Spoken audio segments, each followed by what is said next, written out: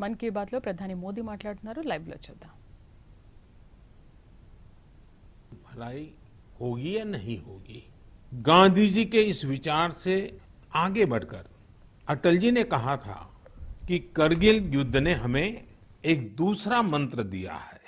ये मंत्र था, कोई महत्वपूर्ण निर्णय लेने से पहले हम ये सोचें कि क्या हमारा ये कदम उस सैनिक के सम्मान के अनुरूप है जिसने उन दुर्गम पहाड़ियों में अपने प्राणों की आहुति दी थी. आइए अटल जी की आवाज में ही उनकी इस भावना को हम सुने, समझे और समय की मांग है कि उसे स्वीकार करें.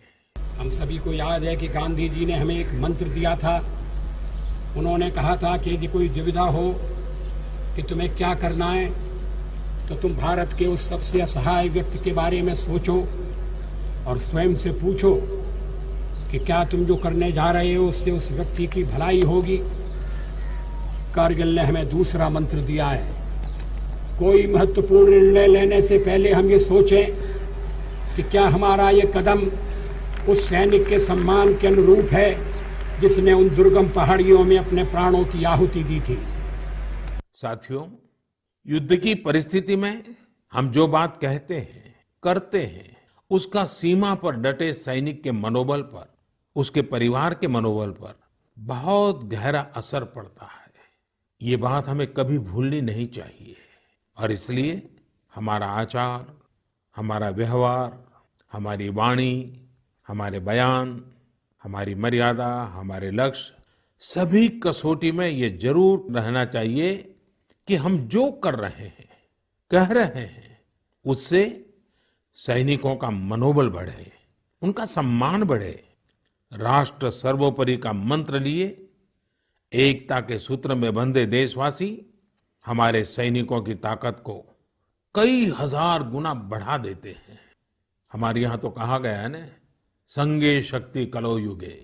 कभी कभी हम इस बात को समझे बिना सोशल मीडिया पर ऐसी चीजों को बढ़ावा दे देते हैं जो हमारे देश का बहुत नुकसान करती है. कभी कभी जिज्ञासावत फॉरवर्ड करते रहते हैं, पता है गलत है लेकिन करते रहते हैं. आजकल युद्ध केवल सीमाओं पर ही नहीं लड़े जाते हैं, देश में भी कई मोर्चों पर एक साथ लड़ा जाता है और हर एक देशवासी को उसमें अपनी भूमिका तय करनी होती है. हमें भी अपनी भूमिका देश की सीमा पर दुर्गम परिस्थितियों में लड़ रहे सैनिकों को याद करते हुए तय करनी होगी. मेरे प्यारे देशवासियों, पिछले कुछ महीनों से पूरे देश ने एकजुट होकर जिस तरह कोरोना से मुकाबला किया है, उसने अनेक आशंकाओं को गलत साबित कर दिया है. आज हमारे देश में रिकवरी रेट अन्य देशों के मुकाबले बेहतर है. साथ ही हमारे देश में कोरोना से मृत्यु दर भी दुनिया के ज्यादातर देशों से काफी कम है.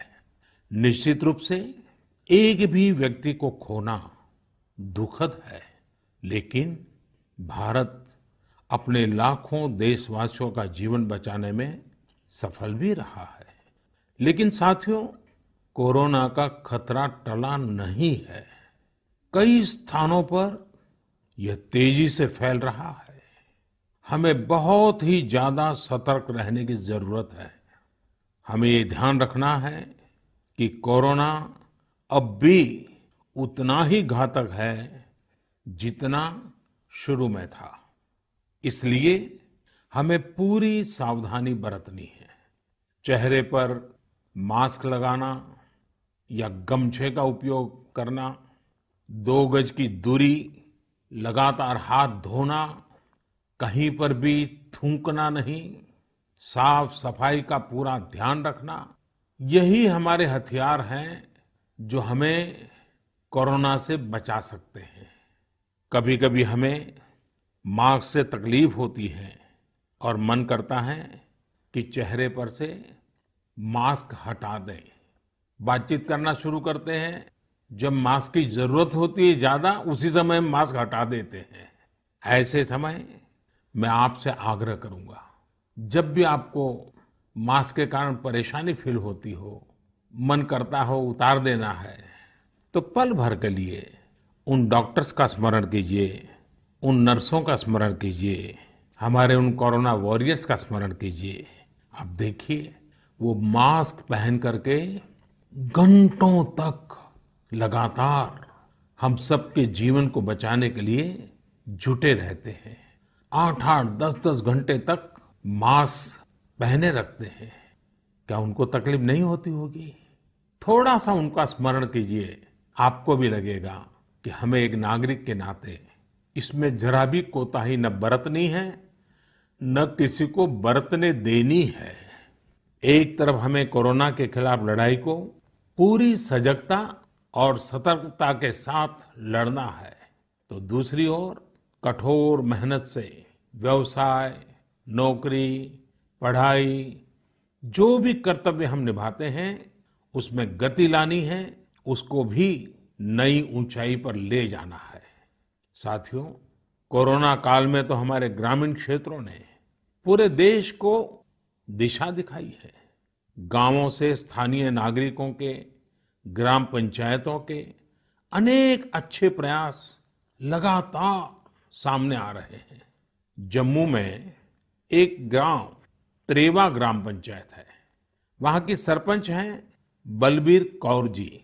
मुझे बताया गया कि बलबीर कौर जी ने अपनी पंचायत में 30 बेड का एक क्वारंटाइन सेंटर बनवाया। पंचायत आने वाले रास्तों पर पानी की व्यवस्था की, लोगों को हाथ धोने में कोई दिक्कत ना हो इसका इंतजाम करवाया। इतना ही नहीं, ये बलबीर कौर जी खुद अपने कंधे पर स्प्रे पंप टांग कर वॉलंटियर्स के साथ मिलकर पूरी पंचायत में, आसपास के क्षेत्र में सैनिटाइजेशन का काम भी करती है। ऐसी ही एक और कश्मीरी महिला सरपंच है गांदरबल के चौंटलीवार की जैतूना बेगम। जैतूना बेगम जी ने तय किया कि उनकी पंचायत कोरोना के खिलाफ जंग लड़ेगी और कमाई के लिए अवसर भी पैदा करेगी। उन्होंने पूरे इलाके में फ्री मास्क बांटे, फ्री राशन बांटा। साथ ही उन्होंने लोगों को फसलों के बीज और सेब के पौधे भी दिए ताकि लोगों को खेती में, बागवानी में दिक्कत ना आए। साथियों, कश्मीर से एक और प्रेरक घटना है। यहाँ अनंतनाग में म्युनिसिपल प्रेसिडेंट है श्रीमान मोहम्मद इकबाल। उन्हें अपने इलाके में सैनिटाइजेशन के लिए स्प्रेयर की जरूरत थी। उन्होंने जानकारी जुटाई तो पता चला कि मशीन दूसरे शहर से लानी पड़ेगी और कीमत भी होगी 6 लाख रुपए। तो श्रीमान इकबाल जी ने खुद ही प्रयास करके अपने आप स्प्रेयर मशीन बना ली और वो भी केवल 50,000 रुपए में। ऐसे कितने ही और उदाहरण हैं। पूरे देश में कोने कोने में ऐसी कई प्रेरक घटनाएं रोज सामने आती हैं। ये सभी अभिनंदन के अधिकारी हैं। चुनौती आई, लेकिन लोगों ने उतनी ही ताकत से उसका सामना भी किया। मेरे प्यारे देशवासियों, सही अप्रोच से, सकारात्मक अप्रोच से हमेशा आपदा को अवसर में, विपत्ति को विकास में बदलने में बहुत मदद मिलती है। अभी हम कोरोना के समय भी देख रहे हैं कि कैसे हमारे देश के युवाओं, महिलाओं ने अपने टैलेंट और स्किल के दम पर कुछ नए प्रयोग शुरू किए हैं। बिहार में कई वुमेन सेल्फ हेल्प ग्रुप्स ने मधुबनी पेंटिंग वाले मास्क बनाना शुरू किया है और देखते ही देखते ये खूब पॉपुलर हो गए। ये मधुबनी मास्क एक तरह से अपनी परंपरा का प्रचार तो करते ही हैं, लोगों को स्वास्थ्य के साथ रोजगारी भी दे रहे हैं। आप जानते ही हैं, नॉर्थ ईस्ट में बैम्बू यानी बांस कितनी बड़ी मात्रा में होता है।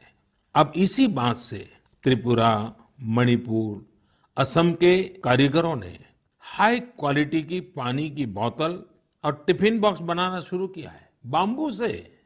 आप अगर इनकी क्वालिटी देखेंगे तो भरोसा नहीं होगा कि बांस की बोतलें भी इतनी शानदार हो सकती हैं और फिर ये बोतलें इको फ्रेंडली भी हैं।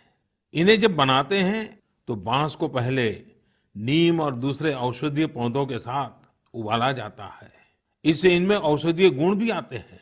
छोटे छोटे स्थानीय प्रोडक्ट से कैसे बड़ी सफलता मिलती है, इसका एक उदाहरण झारखंड से भी मिलता है। झारखंड के बिशुनपुर में इन दिनों 30 से ज्यादा समूह मिलकर के लेमन ग्रास की खेती कर रहे हैं। लेमन ग्रास 4 महीनों में तैयार हो जाती है और उसका तेल बाजार में अच्छे दामों में बिकता है। इसकी आजकल काफी मांग भी है। मैं देश के 2 इलाकों के बारे में भी बात करना चाहता हूं। दोनों ही एक दूसरे से सैकड़ों किलोमीटर दूर है और अपने अपने तरीके से भारत को आत्मनिर्भर बनाने के लिए कुछ हटकर के काम कर रहे हैं। एक है लद्दाख और दूसरा है कच्छ। लेह और लद्दाख का नाम सामने आते ही खूबसूरत वादियां और ऊंचे ऊंचे पहाड़ों के दृश्य हमारे सामने आ जाते हैं। ताजी हवा के झोंके महसूस होने लगते हैं। वहीं कच्छ का जिक्र होते ही रेगिस्तान, दूर दूर तक रेगिस्तान, कहीं पेड़ पौधा भी नजर ना आए, ये सब हमारे सामने आ जाता है। लद्दाख में एक विशिष्ट फल होता है जिसका नाम चूली या एप्रिकॉट यानी खुबानी है। ये फसल इस क्षेत्र की इकोनॉमी को बदलने की क्षमता रखती है। परंतु अफसोस की बात यह है कि सप्लाई चेन, मौसम की मार जैसी अनेक चुनौतियों से ये जूझता रहता है। इसकी कम से कम बर्बादी हो, इसके लिए आजकल एक नए इनोवेशन का इस्तेमाल शुरू हुआ है। एक ड्यूअल सिस्टम है जिसका नाम है solar apricot dryer and space heater. ये खुबानी और दूसरे अन्य फलों एवं सब्जियों को जरूरत के अनुसार सूखा सकता है, और वो भी हाइजीनिक तरीके से।